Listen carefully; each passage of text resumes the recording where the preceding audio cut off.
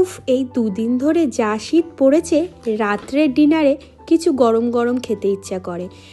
সেই জন্যই আজকে বানিয়ে নিলাম অন্য কিছু। বানালাম ছোট আলুর দম, কিন্তু বাড়িতে একদমই ছোট আলু ছিল না। তাই তো চলে গেলাম বাজারে, নিয়ে আসলাম ছোট নতুন আলু। সে আলুগুলো এনে ভালো করে ধুয়ে সঙ্গে সঙ্গে প্রেসারে সেদ্ধ করে তার প্রসেস শুরু করলাম। তারপরে দেখো আলুগুলো ভেজে মশলা কষিয়ে নিলাম। এই আলুর তরকারির রেসিপিটা আর ফুল শেয়ার করলাম না তোমাদের সাথে, এর আগেও আমি শেয়ার করেছি। তারপর এখানে গরম গরম রুটি সেঁকে নিচ্ছি। তাই জন্য আজকে রাত্রে ডিনারটা গরম গরম, একেবারে ধোয়া ওঠা ছোট আলুর দম আর ধোয়া ওটা গরম গরম রুটি। উফ, জাস্ট জমে যাবে। এই আলুর দমটা একটু মাখো মাখো হয়ে আসলেই নামিয়ে নেব। আর সঙ্গে সঙ্গে পাশে সমস্ত রুটিগুলোও দেখো সেঁকে নিচ্ছি। আর রুটিগুলো একেবারে সেঁকা হবে আর পাতে পড়বে, আর তার সাথে সাথে আমাদেরও পেটে পড়বে।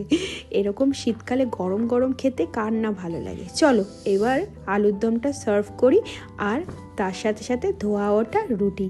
এটাই ছিল শীতকালে আজকে আমাদের ডিনার। তোমরাও কি শীতকালে রাতের বেলায় এরকম ডিনার করে থাকো? তাহলে জানিও কমেন্ট করে। চলো আজকের মতো টাটা, গুড নাইট।